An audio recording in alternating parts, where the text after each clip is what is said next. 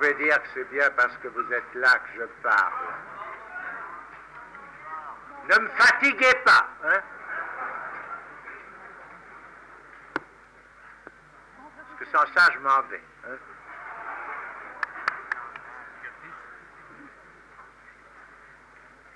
Voilà un petit machin que j'ai pris la peine de construire pour vous le montrer. C'est un nœud borroméen.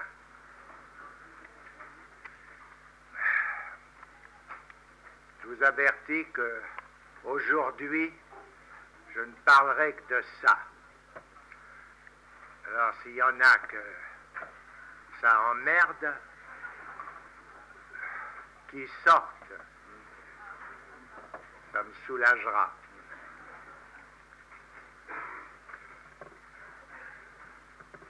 C'est un nœud borroméen.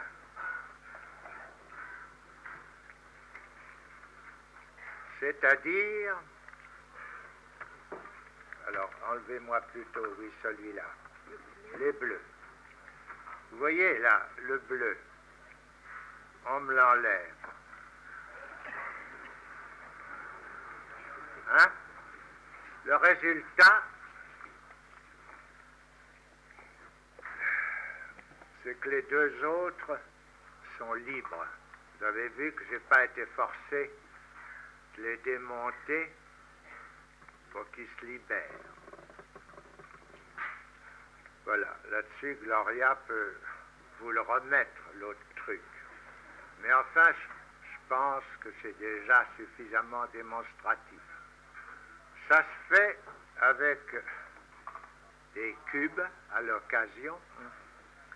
Ça se fait avec des cubes et on s'aperçoit qu'il faut qu'il y en ait 3 en largeur, 5 en longueur pour le nœud borroméen minimal.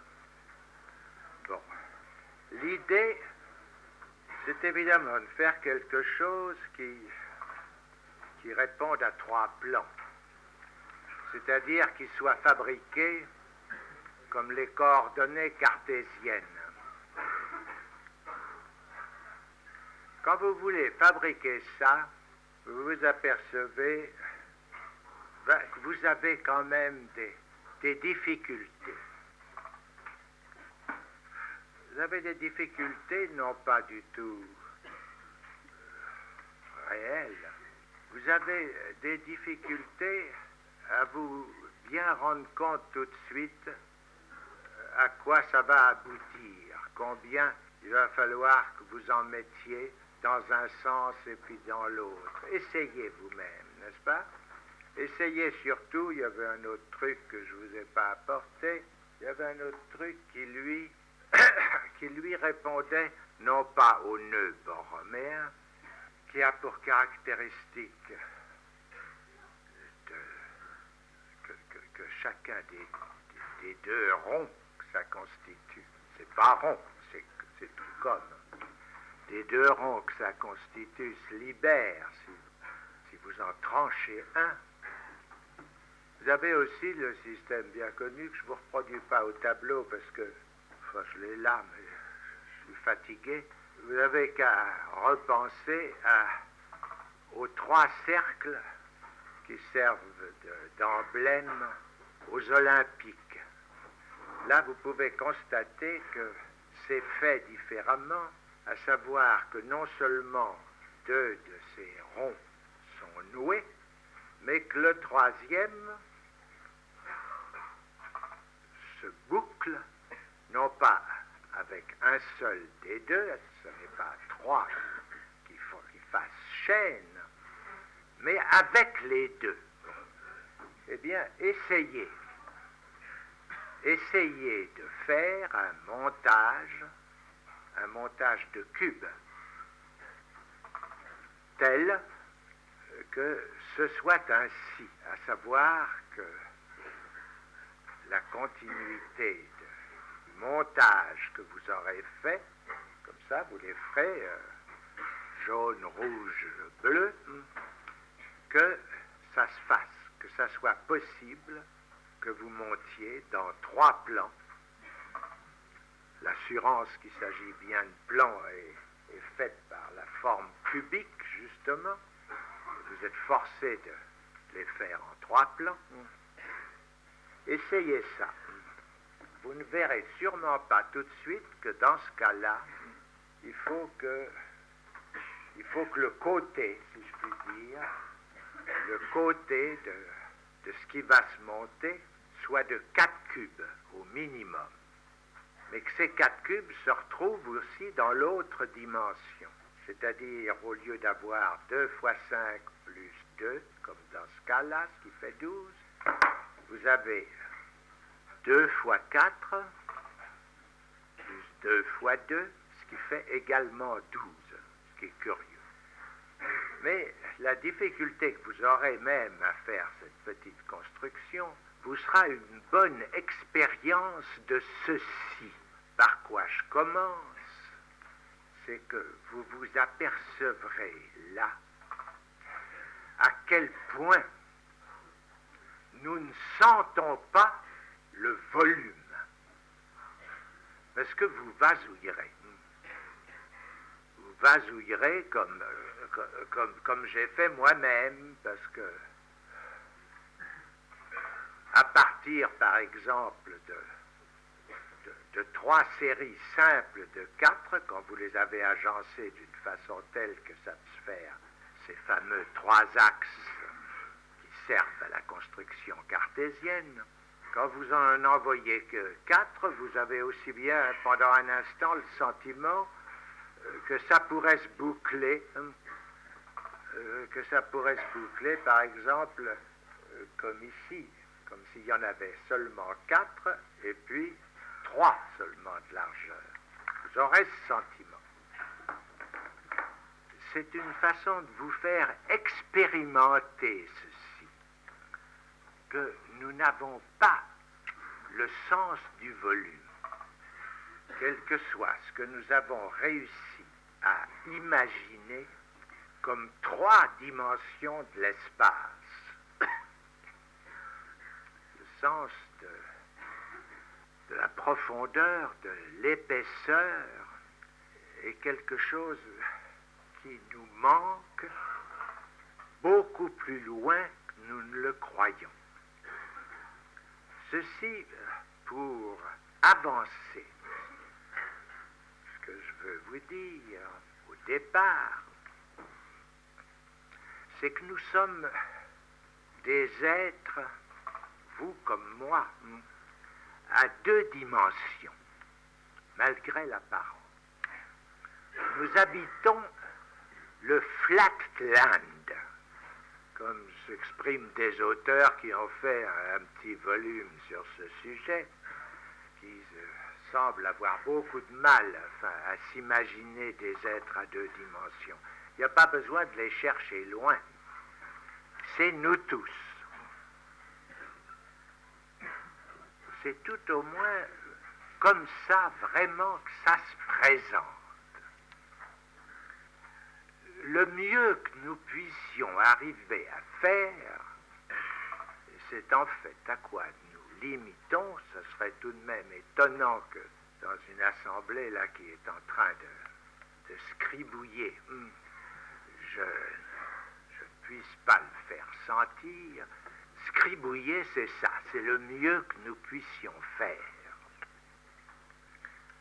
Et c'est ce qui a été fort bien articulé en ceci que s'est trouvé des gens pour proclamer dans une autre ère ailleurs que la nôtre, c'est que l'encre des savants est très supérieure au sang des martyrs. Il y a des gens qui ont osé dire ça. Ils ont osé dire cette évidence. Il faut bien le dire, ce dernier, le sang des martyrs. Hein? Qu'est-ce que nous en avons? Des sujets de tableau. Ceci, avec la structure obsessionnelle que Freud a su reconnaître dans ce qui ne fait qu'un, la religion et l'art. Je m'excuse auprès des artistes, il y en a peut-être quelques-uns là comme ça, égarés dans l'assistance, quoique je n'y crois guère. Je m'excuse auprès des artistes si la chose leur parvient. Ils valent pas mieux que la religion. C'est pas beaucoup dire. La connerie, dont ce n'est pas la première fois qu'ici je l'évoque, de sorte que j'espère que vous n'allez pas vous sentir visé, la connerie est notre essence, dont fait partie ceci, que votre demande. Je me suis longtemps cassé la tête pour savoir pourquoi vous étiez si démesurément nombreux. Enfin, à force de me la casser, un éclair en est sorti. Justement, votre demande, celle qui vous attrouble là, c'est comment de la connerie avoir une chance d'en sortir.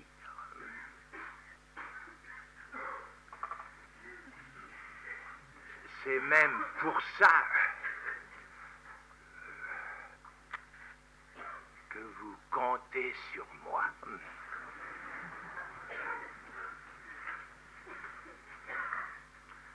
Ceci près que cette demande de la connerie en fait partie. Donc, cette demande, à quoi je cède un jour de plus, sachez que ce n'est pas parce que votre nombre est grand que, justement, je vais essayer de faire semblant. C'est parce que, non pas il est grand, mais il est nombre. En quoi je me voue à l'abjection, je dois dire, avec quoi, dans cette place, je me confonds. Il y a une chose que j'ai appelée la passe, qui se pratique dans mon école, uniquement parce que j'ai voulu tenter d'en avoir le témoignage. Il faut que j'en sois où j'en suis, à savoir aujourd'hui, pour que je vois bien moi-même ce que c'est. Se vouer à répondre à n'importe qui, à n'importe quoi, mais à répondre quoi? Ce que répond le discours analytique, c'est ça, ce que vous faites, tout ce que vous faites, est sa nature, si l'on peut dire, de sa structure, plus exactement, contrairement à tout ce qui s'est pensé jusqu'à présent parmi les spécialistes, philosophes qu'ils s'appellent, non pas ignorants, l'ignorance naturelle, comme s'exprime Pascal, dont je remercie que quelqu'un qui, pendant que je travaillais dimanche dernier, a pris soin de m'appeler, d'ailleurs, parce que je l'en avais expressément chargé, mais C'était comme ça, je vous le redirai tout à l'heure, sous la forme d'une petite suggestion qui m'était venue de lui concernant Pascal. Enfin, je l'avais chargé de regarder dans Pascal tout cet échelonnement qui va de l'ignorance naturelle à la vraie science, avec entre eux ce qu'il désigne comme ça dans son scribouillage des semi-habiles. La personne qui m'a rendu ce service, enfin qui a un peu torchonné Pascal comme ça pour m'éviter d'avoir à le faire parce que j'étais claqué. Les semi-habiles, il a cru pouvoir les identifier au non-dupe. J'espère que j'arriverai, dans cet effort, à vous faire sentir que c'est pas du tout ce que je veux dire. Non pas que les semi-habiles ne soient peut-être pas en effet des non-dupes, moi je crois qu'ils sont aussi dupes que les autres, mais contrairement à ce que vous pouvez imaginer, il ne suffit pas d'être dupe pour ne pas errer. J'ai dit les non-dupes errent. Encore faut-il n'être pas dupe n'importe quoi. Et même faut-il être dupe spécialement de quelque chose que je vais que je veux essayer aujourd'hui de vous faire parvenir. Donc, ce que répond le discours analytique, c'est ceci. Ce que vous faites, bien loin d'être le fait de l'ignorance, c'est toujours déterminé déjà par quelque chose qui est savoir et que nous appelons l'inconscient. Ce que vous faites, c'est S-A-I-T, c'est ce que vous êtes, c'est vous.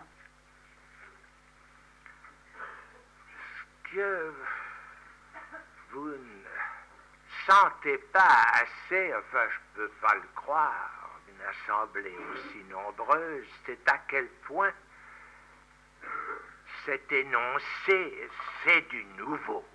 Jamais personne des grands guignols qui se sont occupés de la question du savoir, et Dieu sait que ce n'est pas sans malaise que j'y range Pascal aussi, qui est le plus grand de tous les grands guignols.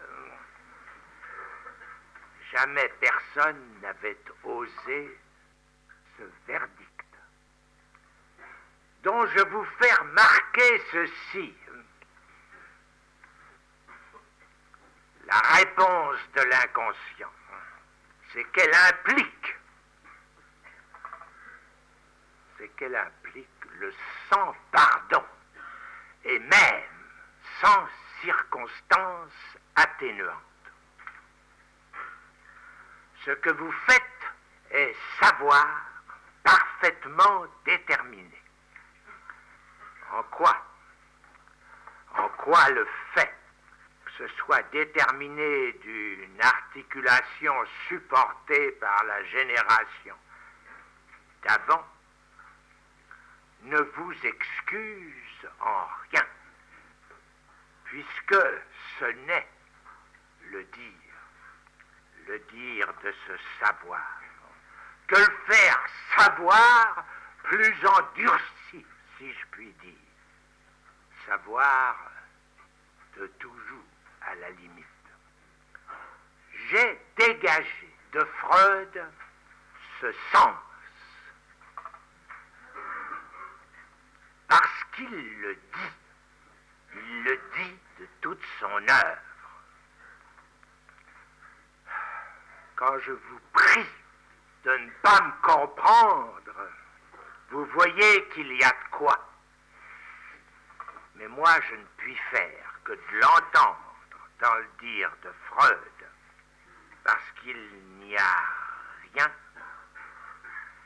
rien à faire qu'à en laisser aller les suites. Une fois que c'est énoncé, ça fonde un nouveau discours. C'est-à-dire une articulation de structure qui se confirme être tout ce qui existe de lien entre les êtres parlants. Pas d'autre lien entre eux que lien de discours. Ça ne veut pas dire, naturellement, qu'on n'imagine pas autre chose.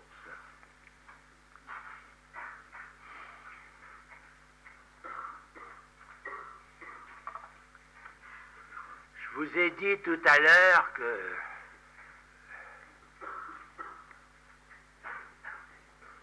si nous n'avons pas le volume, nous sommes quand même à 2 dimensions, hein? Alors, il y a le profil, la projection, la silhouette. Enfin, tout ce qu'on adore dans un être aimé.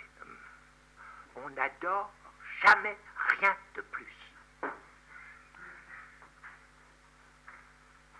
Et comme je suis parti de là à propos de cette fameuse histoire du miroir, on s'imagine que j'ai déprécié ça. Bon. Pas du tout déprécié, hein, parce que, comme tout le monde, je m'en contente.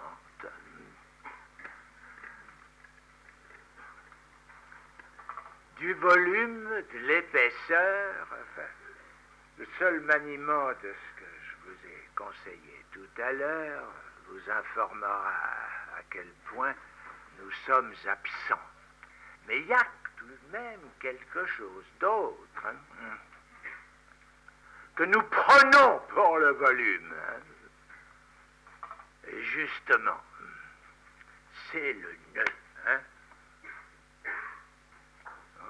On en fait des métaphores non infondées, les nœuds de l'amitié, les nœuds de l'amour. Ça tient à ceci, parce que c'est notre seule façon d'aborder le volume, hein, quand nous serrons comme ça quelqu'un contre nous. Hein. Ça m'arrive, moi aussi.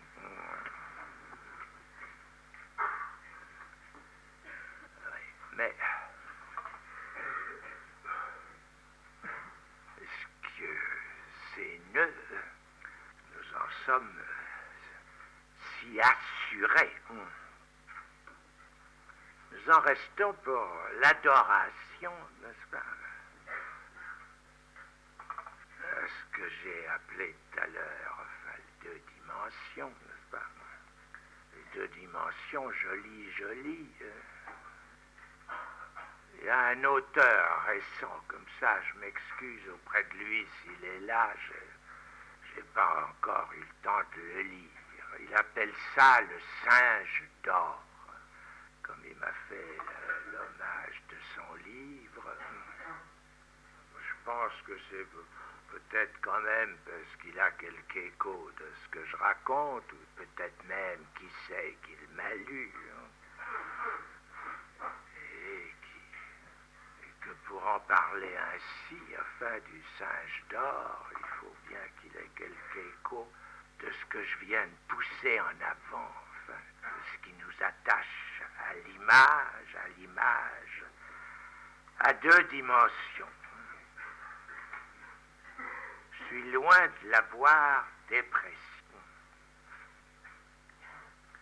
Non seulement je suis loin de l'avoir déprécié, mais ce serait tout à fait absurde de le dire.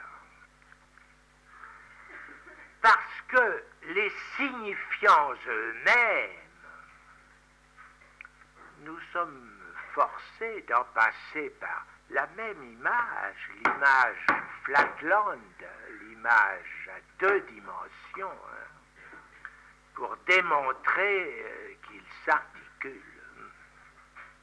Le nœud borroméen, je vous l'ai d'abord montré, mis à plat. Naturellement, grâce à des artifices, il y a des endroits où vous voyez apparaître la cassure, ce qui ne peut se représenter comme cassure, quoi que ce soit un nœud justement que j'ai essayé de mettre pour vous en volume.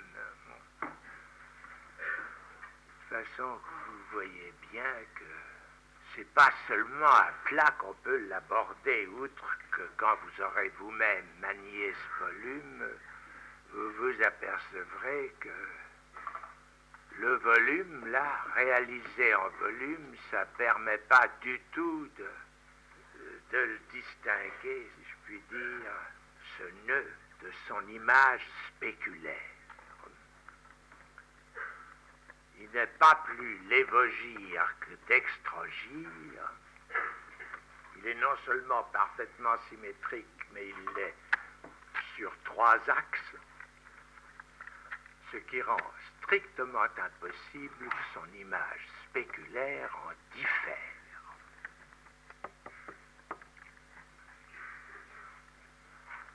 L'écriture, elle, ne se fait pas dans un espace moins spéculaire que les autres. C'est même le principe de ce très joli exercice qui s'appelle le palindrome.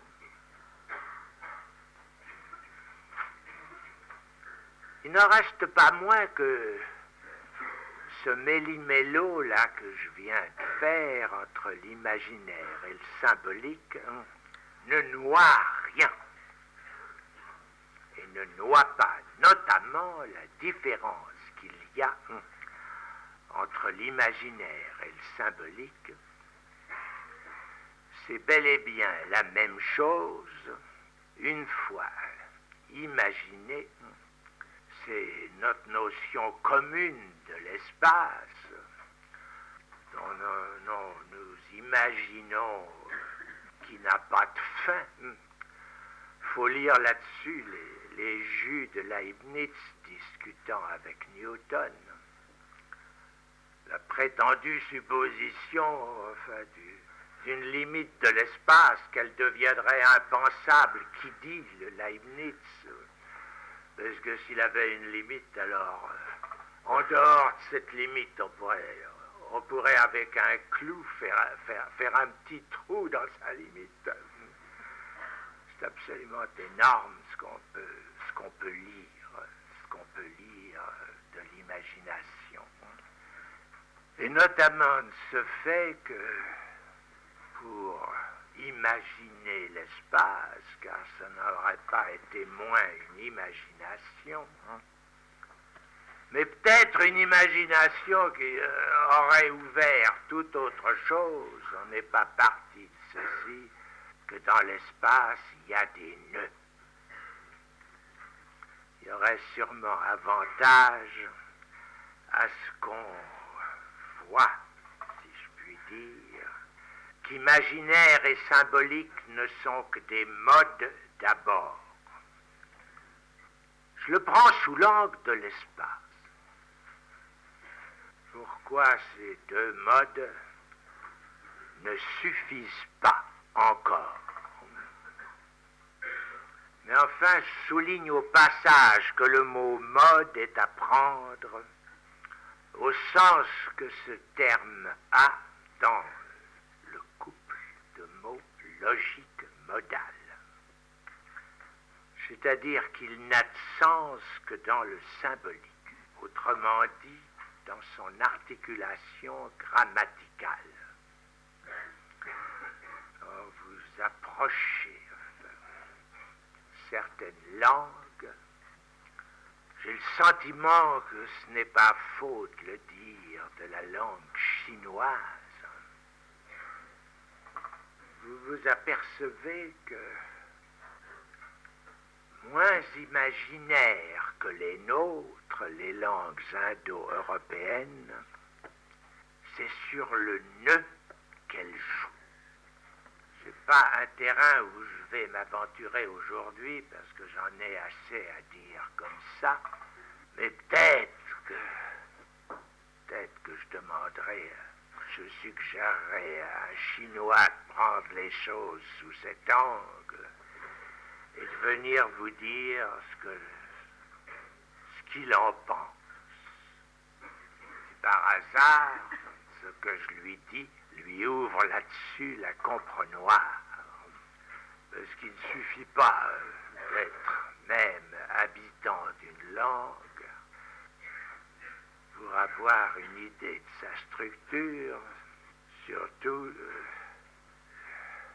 si comme c'est le cas forcément, puisque le chinois supposé en question, je pourrais m'adresser à lui que si je lui parle dans ma langue, c'est-à-dire que s'il me comprend, c'est que déjà au regard de la sienne, il est foutu. Ce qu'il y a de terrible, c'est que quand nous distinguons un ordre, nous en faisons un être. Le mot mode dans l'occasion. Ça devrait s'éclairer si on donnait sa véritable portée à l'expression mode d'être. Or, il n'y a d'autre être que de mode, justement. Et le mode imaginaire a fait ses preuves pour ce qui est de l'être du symbolique. Il a fait si bien ses preuves qu'on pourrait bien se risquer à tenter de voir si le mode symbolique n'éclairerait pas de l'être de l'imaginaire. C'est bien ce que j'ai essayé de faire, que vous le sentiez ou pas. Je voudrais dire, en cette 3e session de l'année, ce séminaire, en quoi consiste sa place, ce séminaire, et son programme. Et c'est pourquoi je l'ai énoncé en vous parlant tout de suite d'abord du nœud borroméen. Le nœud borroméen que, comme ça, j'ai vu surgir, enfin, je veux dire qui m'a en quelque sorte envahi. Le nœud borroméen n'a aucune espèce d'être.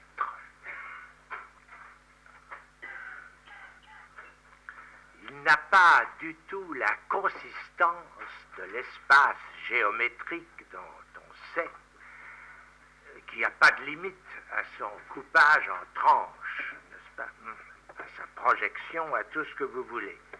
Et même que ça va plus loin, que ça envahit. C'est bien en ça que c'est instructif, ça envahit l'autre ordre. Nous sommes tellement capturés par ce mode imaginaire que quand nous essayons, enfin, de manipuler l'ordre symbolique, nous en arrivons, enfin, souvenez-vous de la façon dont s'abordent les ensembles. On vous parle de bijection, de surjection, d'injection. Tout ça ne va pas sans images. En tout cas, c'est avec des images que vous les supportez. Ces modes pourtant faits pour vous libérer de l'imaginaire. C'est avec des petits points que vous vous apercevrez qu'entre un domaine et un codomaine, il y a injection ou bijection ou surjection. Mais en le supportant de points, vous ne faites rien d'autre qu'une élucubration imaginaire.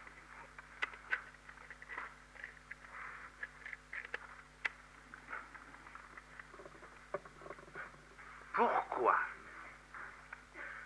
la mise à plat du nœud borroméen n'a-t-elle pas réussi n'est-elle pas venue d'abord pour nous évoquer un autre départ concernant le point, concernant ce point ici incarné, si je puis dire, du fait qu'au cœur de cette petite construction, vous avez, quoi que vous fassiez, une cellule vide.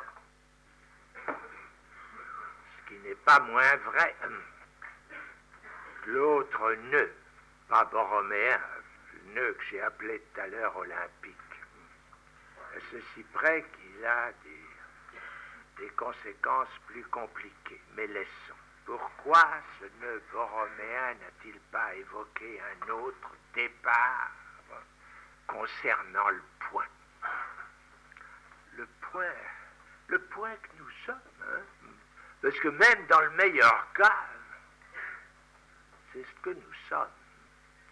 Jusqu'à présent, je vous parle que de l'imaginaire et du symbolique, mais justement, mon discours tend à vous montrer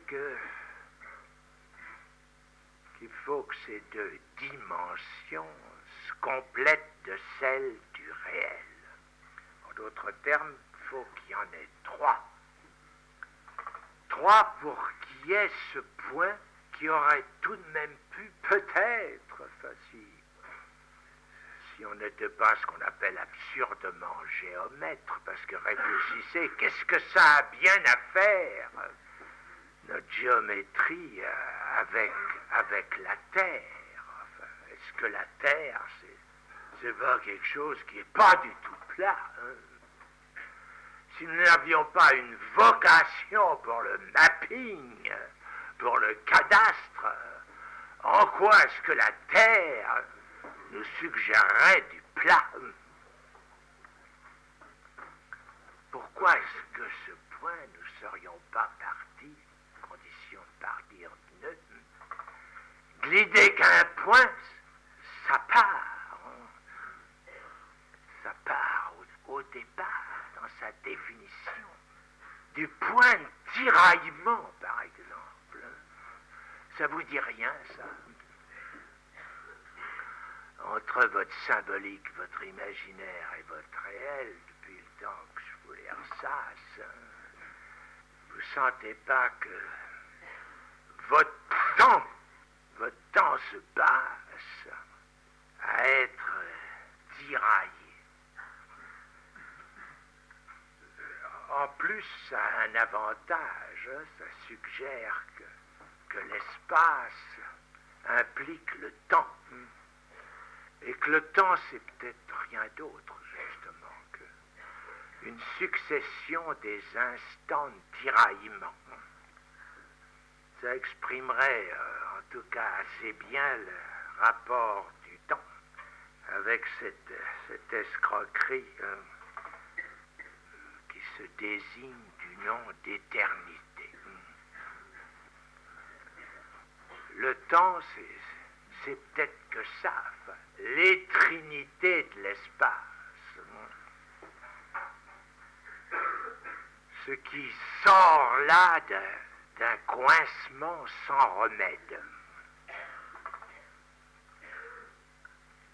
Oui. Le deux borroméen, décidément, est pas du tout un truc négligeable, hein. Si vous le mettez à plat, là, vous apercevrez tout ce qu'on peut en tirer. Par exemple, là, je m'en vais vous en donner un comme ça, histoire que vous le manipulez. Il est comme ça. Voyez un peu ce qu'on peut cogiter à ceci qu'en somme pour le transformer en cet aplat d'un dextrogire en un lévogire. Il suffit, dans la première position, vous avez vu là, faire ça à un quelconque d'entre eux. Si vous faites ça, ensuite à l'autre, hein, c'est comme ça qu'il faut faire. Et si vous faites ensuite ça au troisième, c'est comme ça qu'il faut faire. À chaque fois, vous renversez, c'est-à-dire que de lévogire d'abord, vous le faites dextrogire, et que quand vous avez basculé le troisième, il est de nouveau lévogire. c'est pas dépourvu d'intérêt. Ça éclaire la question de cette fameuse histoire, comme ça, que l'univers serait ambidextre. Ça permet en tout cas d'en avoir une petite lumière. Ça vaut la peine qu'on s'y arrête. Ça donne une autre idée de la spatialisation. C'est en tout cas une structure qui change tout à fait la portée du mot d'espace au sens où il est employé dans l'esthétique transcendantale. C'est de savoir que nous pouvons percevoir les choses que sous l'angle d'un espace qui, dans Kant, est simplement imaginaire. S'il y a 3 dimensions de l'espace, et si c'est 3 dimensions, nous commençons par les énumérer du symbolique et de l'imaginaire, l'épreuve est à faire de ce que ça donne pour la 3e, à savoir pour le réel. Il n'y a qu'une chose à en dire pour l'instant. Là, je ne peux pas dire que c'est la date de son baptême à ce réel. Je te baptise réel, hein, toi, en tant que 3e dimension. J'ai fait ça il y a très longtemps. C'est même par là que j'ai commencé mon enseignement. Et je suis prêt que j'ai ajouté dans mon fort intérieur, je te baptise réel parce que si tu n'existais pas, il faudrait t'inventer. C'est bien pourquoi je l'ai inventé. Non pas, bien sûr, qui n'ait pas été depuis bien longtemps dénommé, car c'est ce qu'il y a de remarquable dans la langue. C'est que le naming, heureusement qu'on a l'anglais pour distinguer naming de nomination. Naming, ça veut dire to name, ça veut dire donner le nom propre. Oui, c'est pas pour rien, naturellement, que j'ai dit je te baptise. J'ai pas peur des mots qui sentent le fagot de la religion. Je sens pas de tabou, n'est-ce pas, aucune odeur de ratichon.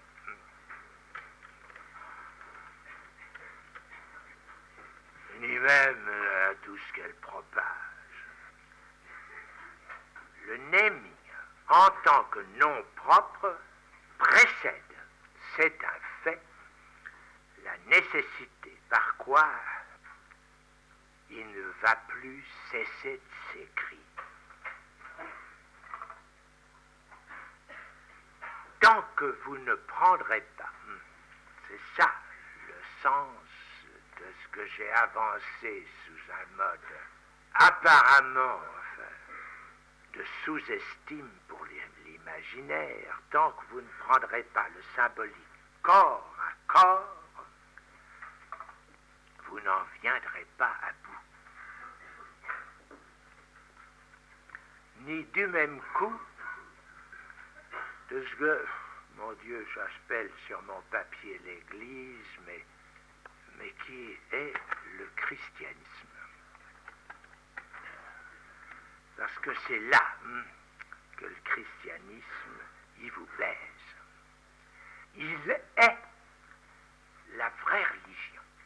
C'est ce qui devrait vous y faire regarder à 2 fois. Il est le vrai dans la religion. Ça vaut quand même la peine de s'y intéresser. Rien que pour voir ce que ça donne. Mais rien de ce que je dis n'y fera. Je dis, je vous en rebats les oreilles, la vérité ne peut que se dire. Ça veut dire confirmer qu'il n'y a de vérité que mathématisée. C'est c'est-à-dire écrite, c'est-à-dire qu'elle n'est suspensible comme vérité qu'à des axiomes, c'est-à-dire qu'il n'y a de vérité que de ce qui n'a aucun sens, c'est-à-dire de ce dont il n'y a à tirer d'autres conséquences que dans son registre, le registre de la déduction mathématique dans ce cas, et comment, après cela, la psychanalyse peut-elle s'imaginer qu'elle procède de la vérité.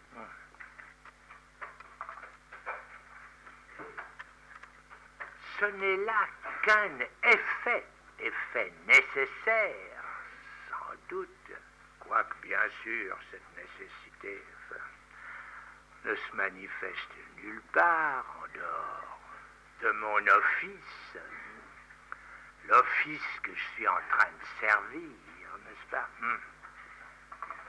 Ce n'est là qu'un effet, cette espèce d'odeur de vérité dans l'analyse, qu'un effet de ceci qu'elle n'emploie pas d'autre moyen que la parole.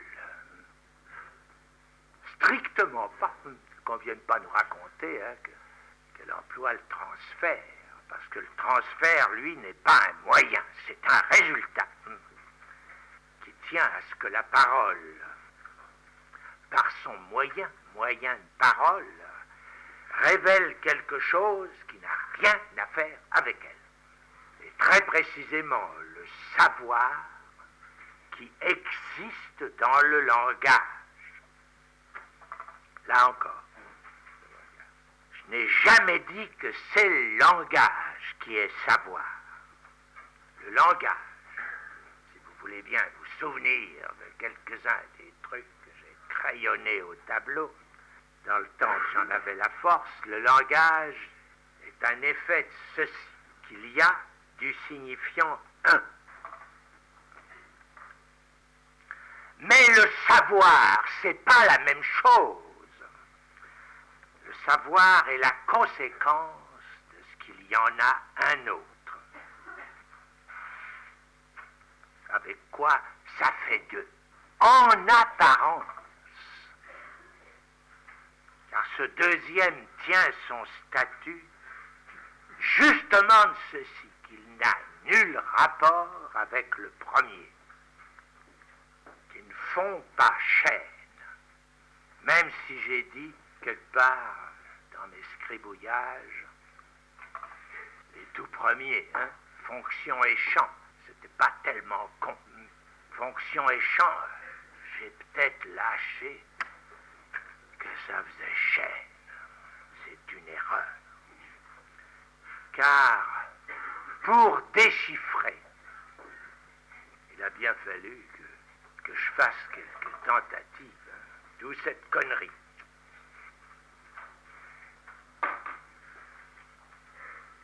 C'est le propre même du déchiffrage. Quand on déchiffre, on embrouille. Et c'est même comme ça que je suis bien arrivé, tout de même, au bout du compte, à savoir ce que je faisais.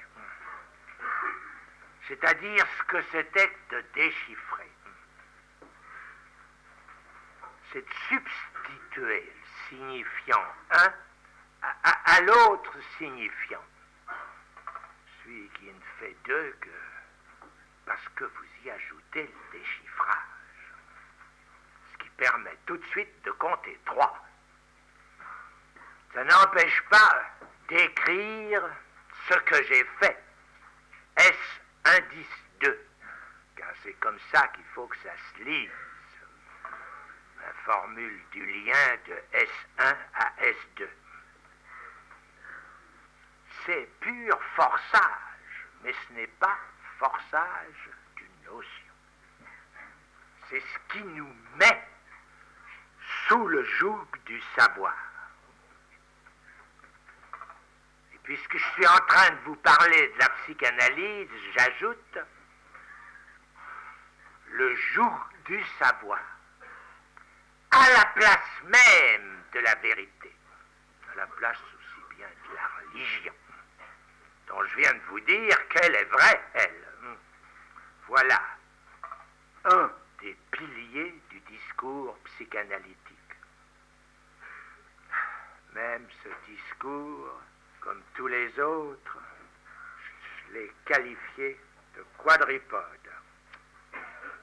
Pourquoi est-ce que je l'ai qualifié, comme je viens de vous dire, Je l'ai qualifié justement, je considère que c'est une qualification, quadripode, et pas une quantification. Parce que plus je vais, plus je suis convaincu que nous ne comptons que jusqu'à 3. Et même qui, ce n'est que parce que nous comptons 3 que nous pouvons arriver à compter 2. Encore la vraie religion, puisque c'est bien le christianisme dont je parle, y a-t-elle regardé à 2 fois. L'orthodoxe notamment, qui ne veut pas du filioque. C'est pas par hasard. Il veut pas qu'il soit 2. À ce qu'en procède le 3e.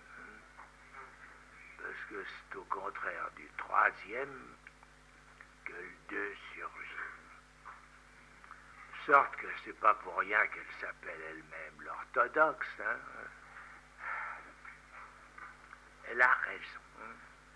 Ça veut pas dire du tout que ça lui réussisse. Réussir, comme je vous le signale à perte de vue, ce n'est le signe de rien. Mais que, justement, ça rate, je peux bien dire que pour nous analystes, c'est plutôt en sa faveur. Ce qui ne l'empêche pas de devoir s'éliminer. L'écuménisme n'est pas là pour des prunes. Bon, enfin, je m'étends et je bavarde. J'en ai assez de mes bateaux parce qu'ils ne font que vous amuser. Mais encore, c'est des bateaux quand même qui flottent. Oui.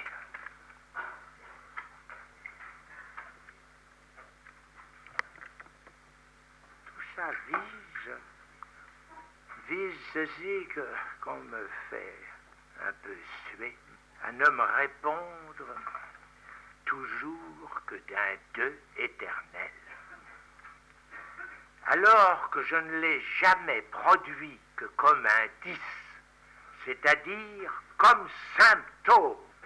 Le mot d'ailleurs même l'avoue. Ce qui choit ensemble, c'est ce que ça dit. Ça ne veut pas le dire expressément, mais ça le dit quand même. Le 2 peut être rien d'autre que ce qui choit ensemble du 3. Et c'est pour ça que cette année, je prends comme sujet, c'est ce que ça veut dire. Ça veut le dire en tout cas aujourd'hui où j'y insiste. Le nœud borroméen. Il est évident que c'est un effort pédagogique. C'est en raison quand même de quelque chose de l'ordre de cette débilité qui s'appelle l'amour, où l'on ne peut guère faire mieux que de se débrouiller. C'est en raison de ceci que mon Dieu, que le texte de Kant sur la pédagogie que j'ai ouvert pour l'avoir acquis en édition originale, faut bien que j'aie mes petits plaisirs. Mais vous pouvez le trouver, il a été édité, réédité par, je crois, les presses universitaires, enfin quelqu'un d'ici me l'a fait cadeau. C'est passionnant. C'est passionnant sur le sujet de ce qu'il en est débile, on n'a rien écrit de mieux, même pas ce qu'a écrit Maud Manoni. Ouais.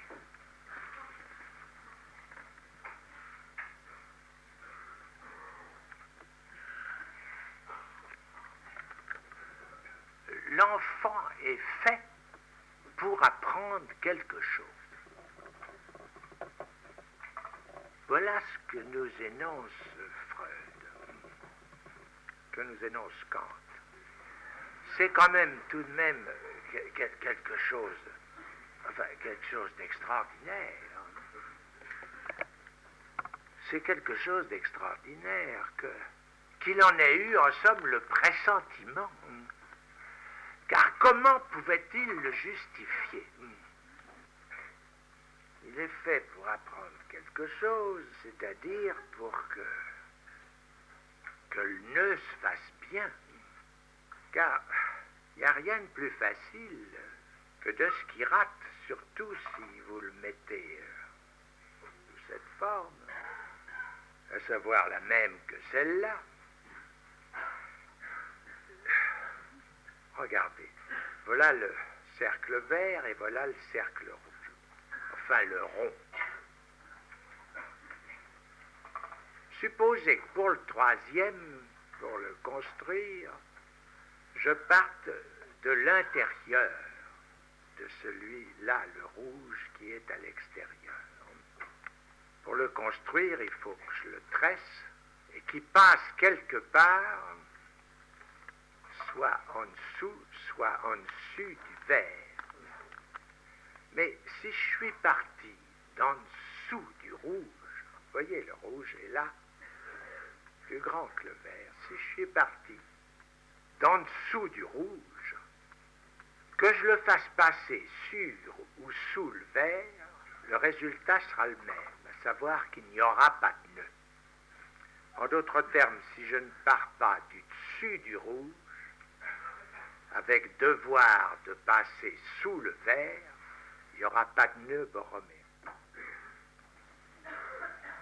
Kant ne peut pas savoir, puisque c'est pas de ça qu'il parle, en somme pourquoi l'enfant doit apprendre quelque chose. Il doit apprendre quelque chose pour que le nœud se fasse bien. Pour qu'il ne soit pas, si je puis dire, non dupe, c'est-à-dire dupe du possible. Hein? Dupe, c'est un peu trop. Les non-dupes, c'est les deux fois dupes. Ils sont justement dupes d'être deux. Et c'est en somme la seule objection d'où j'ai cru partir comme ça, parce que j'avais affaire à des oreilles qui n'étaient pas précisément éveillées. C'est la objection, la seule objection que j'ai à faire à la moïté. C'est une expression comme ça que m'a attribué à tort ou à raison, car je l'ai peut-être dit en l'occasion, un de mes analysants récemment, et qui est depuis longtemps de mon assistance séminariste. La moïté, comme il s'exprime, c'est évidemment tout de suite choir dans le deux, puisque la moïté est forcément faite de deux moitiés. Parce que j'ai dit que la religion, c'est ce qu'on peut faire le plus vrai dans la religion. Je vous ferai remarquer ceci sur lequel j'ai jaspiné un bon bout de temps, que tu aimeras ton prochain comme toi-même. Est-ce que ça veut dire que vous serez trois, oui ou non?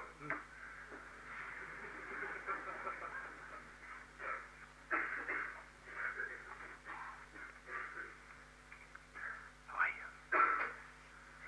Le 2 borroméen ne peut être fait que de 3. l'imaginaire, le symbolique, ça ne suffit pas. Il y faut l'élément tiers. Et je le désigne du réel. Il faut qu'il y ait cette solidarité déterminante dont il y a sujet de parler en tout cas, la perte d'une quelconque de ces trois dimensions, la condition pour que le nœud tienne, c'est que la perte d'une quelconque de ces trois dimensions doit rendre folle, c'est-à-dire libre de l'une de l'autre, les deux autres. Ces trois dimensions, je vous les représente de quoi? De rondes ficelles, comme on a bien voulu, et à très juste titre, de façon pertinente, intitulé mon avant-dernier séminaire de l'année dernière. Qu'est-ce que c'est comme dimension qu'un rond de ficelle? Je vous fais remarquer que ça n'est même pas un nœud, un rond de ficelle. Parce qu'un nœud, ça se voit, ça se fait, ça peut s'écrire au tableau, à condition de faire les petites interruptions nécessaires. Et Dieu sait ce qu'il en faut mettre, tellement on a peu d'imagination. Voilà. Vous voyez, il faut encore que je corrige. Un nœud, c'est ça. En d'autres termes, un nœud, ça se dénoue. Si vous le dénouez, vous êtes foutu parce que vous ne pouvez plus qu'en faire un autre et que vous n'arriverez jamais à distinguer un nœud d'un autre nœud, car ils ne sont pas tous pareils, ces nœuds. C'est bien pourquoi le rond de ficelle est nécessaire. Non pas que ça soit un nœud, mais il est nécessaire pour la théorie des nœuds. Car en effet, pour qu'un nœud, on puisse le distinguer d'un autre, il ne faut en aucun cas le dénouer. Car alors, quand vous ferez un autre nœud, vous aurez le sentiment que c'est le même. C'est pour ça qu'il n'y a que deux trucs. Ou bien la corde qui fait nœud, l'étendre à l'infini, alors là, vous ne pouvez pas le dénouer. Ou bien joindre ces deux bouts, ce qui n'est exactement la même chose. Et c'est ce que justifie le rond de ficelle. Le rond de ficelle, c'est quelque chose qui vous permet la théorie d'un nœud. C'est ce qui exige, pour se rompre, de devoir être coupé, la coupabilité. C'est ce qui se distingue, mais totalement, ça ne vous est peut-être pas encore venu à l'esprit, mais j'espère tout de même à certains, c'est que c'est une topologie. Un rond de ficelle, c'est un tore. Et c'est seulement ce qui permet d'élaborer le nœud. On ne noue pas ensemble deux sphères. Mais l'intéressant, c'est qu'on ne noue pas deux ronds de ficelle dans cette affaire. On en noue trois, mais de telle sorte que le troisième seul noue les deux autres. Il y a quelque part dans un article dit de la causalité psychique, un endroit autour de quoi quelques personnes se sont escrimées comme ça, où je noue, puisque c'est de ça qu'il s'agit, la liberté et la folie. Où je dis que l'une ne se conçoit pas sans l'autre, ce qui est bien entendu trouble, parce que tout de même, tout de suite y pense, fait que je dis que la liberté, c'est la folie. Parce que pour ne pas me faire comprendre, bon, ben, pourquoi pas, je m'y entends. Seulement, ce que je veux vous faire remarquer à cette occasion, c'est que l'intérêt de joindre ainsi dans le nœud borroméen le symbolique, l'imaginaire et le réel, c'est qu'il en résulte. Non seulement il en résulte, mais il doit en résulter. C'est-à-dire que si le cas est bon, vous me permettrez cette abréviation vu l'heure où nous arrivons, si le cas est bon, il suffit de trancher un quelconque des ronds de ficelle pour que les deux autres soient libres l'un de l'autre. En d'autres termes, si le cas est bon, laissez-moi impliquer que c'est le résultat de la bonne pédagogie. À savoir qu'on n'a pas raté son nouement primitif. Si le cas est bon, quand il y a un de ces ronds de ficelle qui vous manque, vous devez devenir fou. Et c'est en ça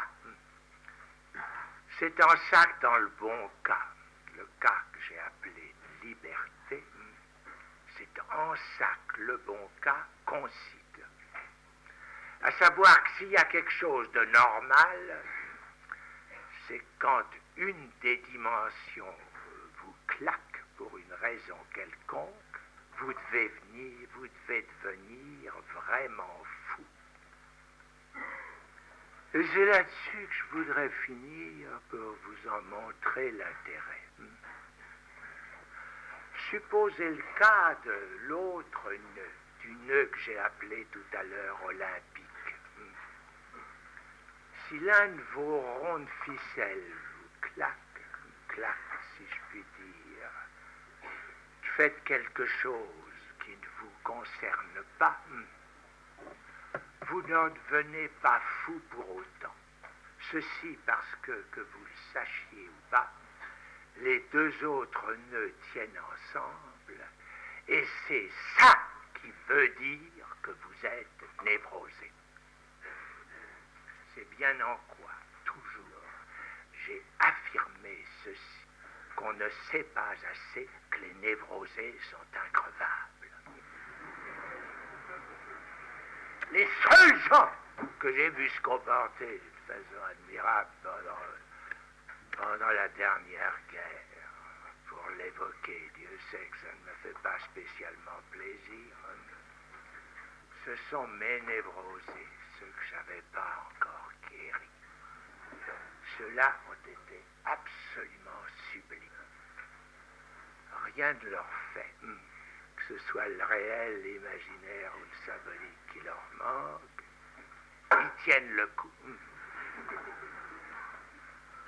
Et je ne sais pas si certains de vous, s'en souviennent, j'ai fait quelque chose un temps sur la phobie du petit Hans. C'est très curieux, que j'ai jamais vu personne mettre en valeur ceci que j'ai non seulement écrit, mais répété, mais ressassé, etc. J'ai rien vu d'autre. Et en cherchant, qu'est-ce que c'était que cette sacrée histoire de cheval, parce que, bien entendu, je me posais la question, comme tout le monde, pourquoi le cheval? Pourquoi c'est ça que j'ai fait si peur? Et l'explication que j'ai trouvée, parce que je l'ai donné, je l'ai travaillé, j'ai insisté, c'est que le cheval n'était là que le représentant, je peux même le dire, de 3 circuits. Je n'ai pas souligné la vérité que c'était 3, ces circuits. Mais le cheval représentait un certain nombre de circuits, que j'ai même été chercher une carte de Vienne pour bien les marquer, parce que d'abord c'est dans le texte de Freud, comment les aurais-je trouvés sans ça? C'est dans la mesure où la phobie du petit Hans, c'est très précisément ce nœud triple dont les 3 ronds tiennent ensemble. C'est en ceci qu'il est névrosé. C'est que coupez-en un, les 2 autres tiennent toujours. Il faudra certes que nous nous penchions sur ceci, en quoi justement il y a d'autres couples dans la névrose qui sont plus simples que celui-là de la phobie. Nous y viendrons. L'important n'est même pas en ça qui fait si joliment image. Vous avez pu dire en somme que j'ai défini la normale en ce sens que c'est fait de telle façon que ça ne peut que rendre fou quand il y en a un des trois ronds qui claque. Mais l'important, c'est pas ça du tout. L'important, c'est que, bien qu'il soit coloré de couleurs diverses, l'un par rapport à l'autre de ces trois ronds, ces ronds de ficelle, ils sont strictement équivalents. Je veux dire que l'important, c'est que aussi bien le réel que l'imaginaire ou que le symbolique peuvent jouer exactement la même fonction par rapport aux deux autres. Ça ne va pas de soi. Si je vous présente le nœud comme ça, à savoir le rouge au-dessus du vert et le coinçant, et le noir, je l'appelle celui-là le noir provisoirement, puisqu'il a des points noirs, et le noir en bonne position, ça ne va pas de soi que je peux très facilement mettre les deux autres dans une position différente, c'est-à-dire faire que le vert soit au-dessus du rouge, le nœud borroméen étant tout aussi correct, à savoir n'ayant à aucun moment été tranché. On peut croire qu'il y a un obstacle à ce que je mette le vert à la place du rouge à partir d'une position fixe du noir. C'est pourtant le cas. C'est pourtant le cas et c'est aussi ce qu'il faut dire concernant les trois dimensions de notre réel. Ce réel sur lequel Freud s'interroge à la fin de la science des rêves. Et ce qu'il faut dire, c'est ceci, c'est que si je vous ai barbé la dernière fois avec cette histoire de l'occulte, c'est justement en ceci dont Freud est en quelque sorte, l'aveu patent, c'est que sur les trois de ces dimensions dont il nous dénonce si bien deux, qu'est-ce que c'est pour Freud que le réel? Eh bien, je vais vous le dire aujourd'hui, c'est justement l'occulte. Et c'est précisément ceci qu'il considère comme l'impossible. Car cette histoire d'occultisme et de télépathie, il nous prévient, il y insiste, qu'il n'y croit en rien. Comment est-ce que quelqu'un comme Freud a pu poursuivre avec cette obstination, cette ombre, de cet occulte qu'il considérait comme à proprement parler d'une cogitation d'imbécile. Lisez-le bien et vous le verrez. Eh bien, l'intérêt de ce que j'ai voulu vous avancer la dernière fois, et que je ne vous ai pas dit, sinon par la phrase de la fin, qu'il n'y a pas d'initiation, dont ceux qui ont des oreilles ont très bien surpéré que c'était la seule phrase intéressante. Bon, c'est justement que pour Freud, eh bien là, quelque chose, Eric, dit, regardons à deux fois, il était dupe du réel. Il était dupe du réel, même s'il ne croyait pas. Et c'est bien ça dont il s'agit. La bonne dupe, celle qui n'erre pas, il faut qu'il y ait quelque part